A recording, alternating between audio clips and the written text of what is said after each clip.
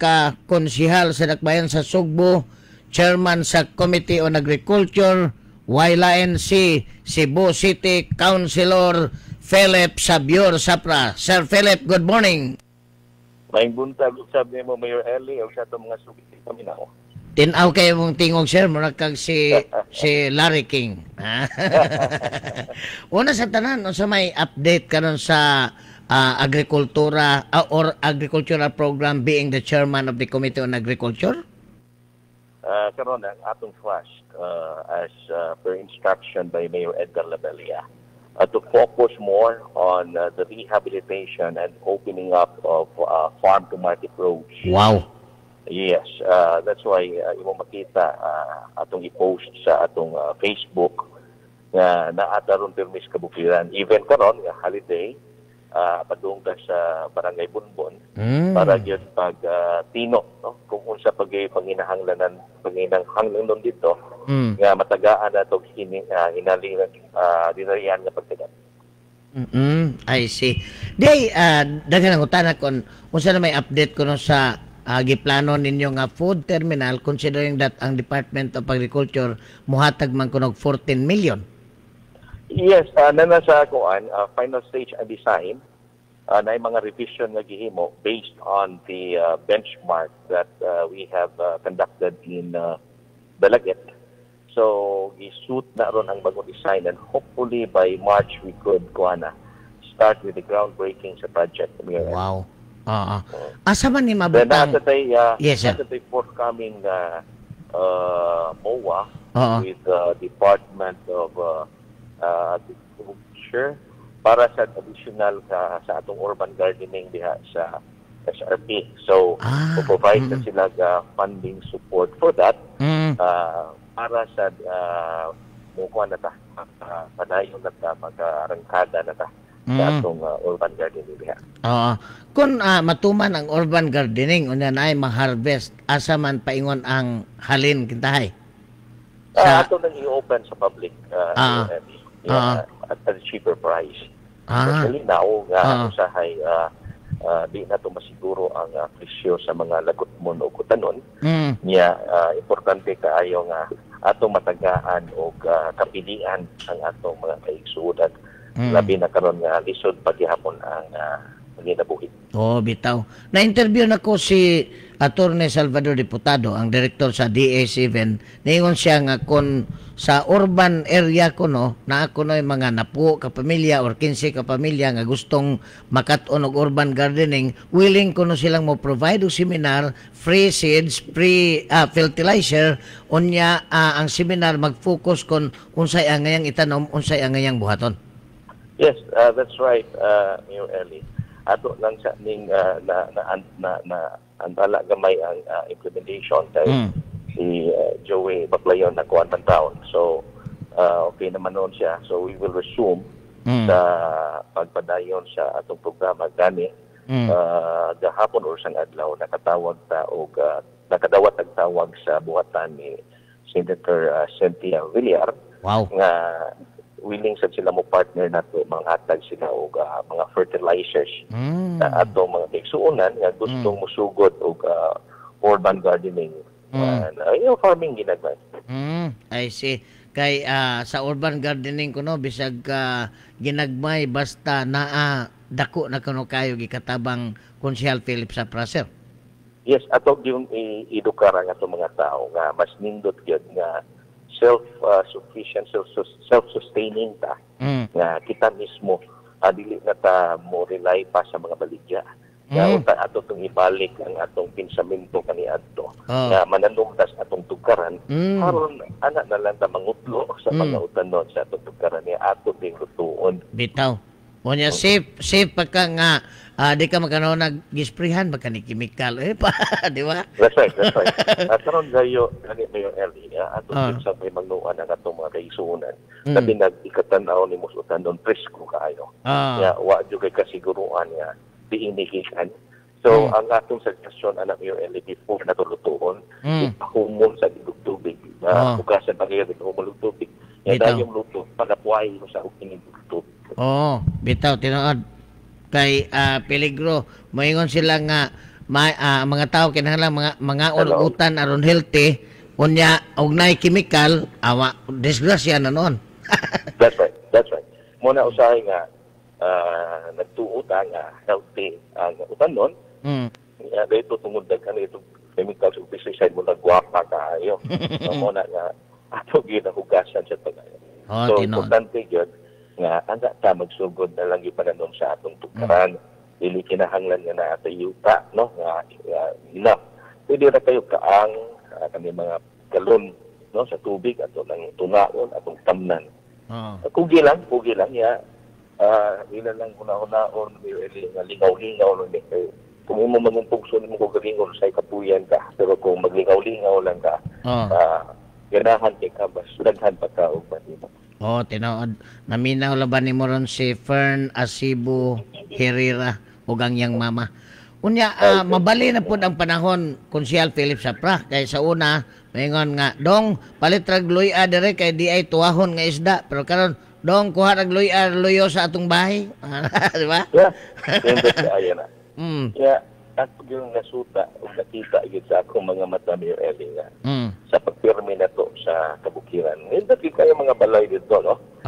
Although nauso sa mga ornamental plants, o sa'y nagkatabang sa pag-augment sa ilang income, kaya dagan pa sa yung tanabuang yung mga ornamental plants sa pinata. Ang ila, wag nila kalintig hapon ang mga utanon o ganun po na agi hapon. Mas mayo ng utanon kaysa ornamental plants, eh? That's right. That's right. Bako'y nakitaan gani sa atong usa sa atong amigo nga ang iyang pichay, pichay nga kanang murag Chinese o kadto sa Bisaya. Iyang gisudog kaang, iyang pagkalabong nindot kay iyang gibutang siyang sala. Sumura sa siyang ornamental pero pichay yan. Imo na nagot. Bitaw. On the other hand, unsay imong mensahe atol sa 84th Charter Day sa Cebu City? Well, una sa tanan, pasalamat ni Don Vicente Rama, yung mugay na ngamahan. Yan ay mo nga dakbayan sa hingpit ang munisipyo sa Sugbo. O dili na ito usikan ng panahon, ilabi na gawin kaming mga pinili sa katawhan. Nga atog yung panikabutan, buhato na ito kutob sa tumahimo. Nga makapadangat ito sa mga batakang servisyo. Ngadto sa mga sa barangay, labi na gito mga lugar na sukup na tayo yung Mayor Eli nga. Murag tunggon pa, wala na gid makikap sa atong gobyerno. Bitaw, no? Oo. Unsa may kalainan panahon ni Don Vicente Rama nga giingong Father of Cebu City kaysa karon sa may tanaw ni? Well, naagi hapon kay si Don Vicente Rama as we have been thought of nakindisog man gito no para sa katawhan. In fact, daghan man ang kuwan ganyan, oponer niya ni iyang tinguha nga may imong syudad ang nagbayad. Daghan mga rason, no? Mataas ang bukis, o uban pa. Pero karon kita mo inamupo, no? Sa bunga sa iyang tinanom o dili ni nato usikan. So, atong ipadayon ang iyang mga damgo halang sa Sugbo. Unya, o kini atong pagpadayon, ato ning isok ang tanang dinhi sa Katugi para sa atong mga umaabot nga mga anak ato mga kabatanunan karon muna sa maka-ingon benepisyo o mamukpok na sa atong mga tinanom karon. Bitaw. Ang usa sa mga namati nimo mao si businessman Douglas Labra. Sa Guadalupe. Kumusta, Sir Dog? Niingon siya, good morning, Mayor Eli, ug ang imong dinapit sa nga atong pinanggang Konsyal Philip Sapra. Kining yagyagan pagkabulahan para sa Subuanon nga mo interview og mga opisyal sama kaniya nga nakahatag og kalambuan. Salamat, Sir Dog. Salamat kayo. Amping mo diyan kanon. Now, unsay gawas sa agriculture? Unsay nakita nimo nga ang iyang buhaton sa mga tao in cooperation with Cebu City government in order nga we can survive in this COVID-19 pandemic? Well, pagpanglimpyo, let's start sa atong tugkaran na Mayor Eli. Balik lang kita atong naandan sa una, atong namatan o buot nga kundi ang atong mga ginkanan. Maulit mag-umunay o panindig sa tugkaran, magalima sa mga tanong, unya atong mga hugaw, atong mga drainage, daily din nato atong silingan, yun anak Mayor Eli, no? Pag tinabangay ka. Sa akong pag-ato dito sa kabukiran Mayor Eli, ako nasuta nga mga buhi pa tayo ang atong sapa ang tubig dito. Ako ba nakang ako ikikuyawan kay nakadaghan ang mga tao nga nanimuyo na dito. Kunya nangutan ako asa pa doong ilang mga hugaw, especially sa kada na tubig sa ilang o sa mga hinugas at tuman pa doon sa sapa. So, pagitaan nila itong kaagi na maka-establish kita, makabutang tayo mga waste treatment facility, and if possible, no?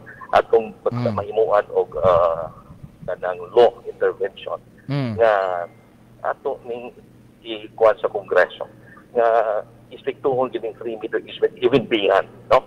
Kaya ang tanaw din ako, gamay ra kay meter from the sapa sa sapa. Non-buildable road. No? Dahil naganda kayo nagpasapa yun, especially sa bukid nga buwig ng tubig, kaya dali na kayo sila maka-access o kira na maka-access ka sa tubig. Ang nakaapan, ang imong hugaw mo balik sa ganito sa sapa. So sa ngadto dili na no na mapahimustan sa ingon ta sa umaabot. Yes, oo. Una peligrosan kayo pananglitan tuad dito ang dakong uwan sa kinatasan nagdagayday na sa tubig uwan, peligro. Yeah, that's why nato initial nga budget nga atong naaprubahan sa supplemental budget nato, although kamay-kamay lang na 30 million, initial lang na siya, Mayor Ellie. Pagbuhat ta og mga mini lagoon, mga impoundment or water catchment dito sa kabukiran. Wow. Ang katong mga tubig nga ni adto lang gyud sa sapa wa gyud nato mapahimusli ato sang mutakon, no, atong store sa atong minilagon the many lagoon nga atong ma-set up the better. So ang atong tumong tuyo ni ana nga maka replenish siya sa aquifer, number 1, and number 2 atong mapahimuskan ang tubig dili ingon ta mausik mo padung las dagat. So magamit sa atong mga mag-uuma para sa buko sila mga tanom o unsa pa ilang gamitan niya na. So mo na usa sa atong direksyon ni Rel. I see. Sa ato pa imbes kanang mga sapa magamit na imbes nga ang tubig uwan diretso sa dagat iniguan na ay mapundo. Dili lang tubig uwan ni Mayor Eli, daghang gitubod dito. Daghang tubod. Daghang tubod. Ninduta, no? So it's a matter of developing water sources di ay? Yes, Mayor Eli. By doing so, no, kung magkaisabi sa dagdaghang water catchment dito sa ibabaw, kung kusog uwan, makatabang na nga dili na mulunok, dili na mubaha dali sa dakbayan. Wow, tinuod. Okay, ato namang mapugan ang tubig dito sa taas. Tinuod. So ano sa aman masugdi ning mga mini dams, barangay dams nga with funding 30 million under your supplemental budget? We are targeting, Mayor Ellie, before ma-end ang second quarter of this year, we will be able to start with the construction. Wow, pila man ka meters ang gitason? Dili kay siya laom, inigis ko to sila 5 or so, kay naama may tan-aw sad nga ingon ani nga design dito sa Barangay Bunbon. Dili kay siya ko. So, mangingon ana sa tang gilawbon pero nindot kaayo, no? Kaya patangan lang ito, pond liner. Initially, dalawa na ito para diligid siya mo tukop. Pero magbuhat siya itong walay pond liner. Para mag-experiment Mayor Ellie. Katong na nga, may mga pond liner, pwede ito siya nga, kung gamitin mo siya para buko. Kung lagyo kaayo o tubig, sa tubig. Pero katong na ay doon sa source sa tubig, way pond liner, putang. Yung baguan man sa itong isang palakdan ang tilapia nga racing dito sa kabukiran. Para sa nga, hindi lang utanon ang ila na dito na nasa sila isda. Wow, pagkatinood, no? So sa ato pa, di lang kay naipambubo sa mga tanaman, mga utanon o prutas, kundi napay pangisda. Yes. So kompleto na sila. May utanon, may manok, may baboy, may baka, may isda. Bitaw, no? Now, unsay na may kahimtang sa taga-bukid karon nga kanabang naay pandemic na may uban ningon kuno ang naa sa bukid wa mapiktuhi kayo ang diya sa urban area mo apektado aning pandemic. Sabi tanaw nimo. Ako bitaw sa sutag nakita pero wag yung abot way kaplite ang COVID nga dito. Sa kasakyan tulong dito. Bitaw kumidya lang na. But then tingod tunood siguro tingay sa Caprisco dito sa hangin. Early, sa ilang sang lifestyle dito, nga Frisco sa ilang kinaon, nga sakto sila stug dito, nga layo sila sa pollution. So that's why nga it's high time now nga kita, especially kami nas gobyerno, amo ginang siguro nga maklaro na to ang kuan dito, ang pagpuyo sa mga tao nga atong izoning og klaro nga sa usa ka lugar dili nato ikonsisok ang mga balay. Kay na ako'y naatuan sa nga bisag bukid na taas na kayo, daghan kayo namuyo, Mayor Eli, parehan sa syudad na kainit. Bitaw. Pero naay unahan dito sa Ilahara sa maong barangay, pero lagyo ang mga balay, bugnaw gyapon kayo ang uyuhoy sa hangin. Bitaw. So, ingon na ato sa tabangan og ang atong mga barangay officials dito, na sila mismo ila nang atiman o ilag yung mapangitag paagi nga dili sad mapuno sa balayan ang usalang lugar, ila sa i-disperse din ang mga tao asa sila. I see. Laing naminaw nimo Konsehal Philip Sapra, sir, mao si board member Celestino Tining Martinez III. Amigo sa kinanago ni Bustining. Di ay. Yeah. Cebu City Councilor Philip Sabior Sapra, sir, tagang ka kong higayon sa imong parting words sa thousands of listeners karon sa yagyagan sa DYRC. Una sa tanan, naghanting salamat ni Roelis sa higayon na makahingabi ta sa tumigsunan kaya agi sa imong programa. Ako lang pasalig nila nga padayon ta sa atong pagpangalagad o pangita gyud o mga paagi kung diin ato gyud nga matagaan o pagtagad ang mga panginahanglan naguna panginahanglan dito nga fiksunan. No, kay matag usa ka nato magtinabangan gyud ta kay namatay kadiling manung kapuhan, no, taliwala sa atong mga tagsa-tagsa ka mga pag-uborganan. Sa ay gibukad malaka, dili mo na mo dadon sa bungaw sa kalautan, dadon gyud mo na mo sa paraiso sa kalambuan, pinaagi sa nasugdan nato na kausapan. Daghang salamat, amping po kanunay. Maayong buntag. Thank you, Sir Philip. Mao to si Cebu City Councilor Philip Sabior Sapra. Sa di pa ko mo commercial, akong i-greet si Mr. Fabian Abis sa Guadalupe Co-op, si Mr. Dario Caballero, si Andy Bayalas, Agustin Soles Villanueva, Board Member Tining Martinez, si kisa pa ni, si Mr. Jipoy Comelias, si Dim Melissa, si Christopher Gabonada Idurad, si Lintoy Van, si businessman Douglas Labra, Ayon Jimmy Yamas, si Angelina Julie Viga, kasi mo artista. Si Fern Asibo Herrera o giyang mama naminaw karon, no?